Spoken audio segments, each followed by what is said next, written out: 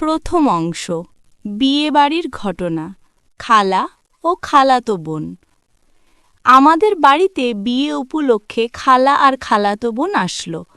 সেদিন রাতে খাওয়া দাওয়া সেরে আমরা ঘুমিয়ে পড়লাম।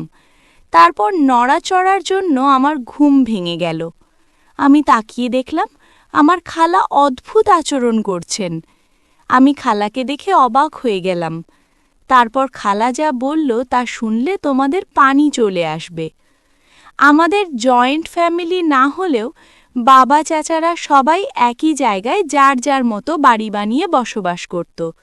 আমি তখন ২২ বছরের টগবগে যুবক। আমার ছোট কাকার মেয়ে রেনুর বিয়ে উপলক্ষে বিরাট উৎসব আনন্দের আয়োজন করা হলো।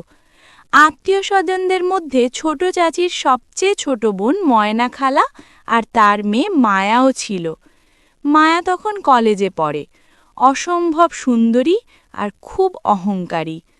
ময়না খালার বয়স প্রায় ৩৭ হলেও তার বাঁধন এতটাই অটুট ছিল যে সেটা সহজে অনুমান করা যেত না। দ্বিতীয় অংশ অফিস কলিগের সাথে গল্প, শর্মিষ্ঠাদি আর এসি কেনা যাওয়া। হ্যালো আমার ভালোবাসার বন্ধুরা, কেমন আছো সবাই? আশা করি সকলেই ভালো আছো। আমি তোমাদের প্রিয় চুমকি আপু আবার চলে আসলাম নতুন একটি গল্প নিয়ে। শর্মিষ্ঠাদির সাথে অফিসের পর কিনতে যাওয়ার কথা ছিল।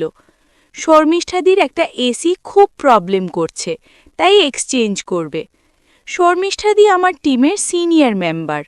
বর টেক্সাসে গেছে ৩ মাস হলো। বয়স ৩৬, বেশ ভালোই। অফিস শেষ হতে হতে একটু দেরি হয়ে গেল। ৮:৩০টার মধ্যে আমরা দোকানে পৌঁছে গেলাম। দোকান থেকে বেরিয়ে শর্মিষ্ঠাদি বলল, চলো এবার কোথাও গিয়ে ডিনারটা সারা যাক। ড্রিঙ্ক করে ড্রাইভ করা প্রবলেম, তাই তোমার বাড়ির কাছাকাছি কোথাও চলো। শর্মিষ্ঠাদি একটু ভাবল, তারপর বলল, তার থেকে বাড়িতেই চলো, খাবার আনিয়ে নেব। তৃতীয় অংশ সোনালির সাথে কম্পিউটার কেনা। মেসেজ করলাম ১২টা নাগাদ। সোনালি জিজ্ঞেস করল, কাকু কাকিমা তো দেখলাম সকালে করিয়ে এলো, তুমি এখন? আমি বললাম, অফিসে ইম্পর্টেন্ট কাজ ছিল, সেটা মিটিয়ে এলাম। সোনালির সুগন্ধে আমি মাতাল হতে থাকলাম। সোনালির দেখলাম কোনো হেলদোল নেই। সরু হাতে মোবাইল নিয়ে খুটখাট করে যাচ্ছে, কিন্তু নিজেকে সরিয়ে নিচ্ছে না। আমরা স্টেশন থেকে বেরিয়ে কম্পিউটার দোকানে গিয়ে কেনাকাটা করলাম।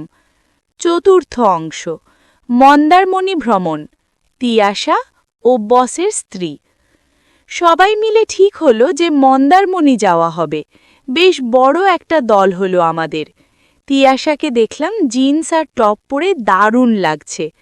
তিয়াশা আমাদের বস সুদীপ্তাকার বউ।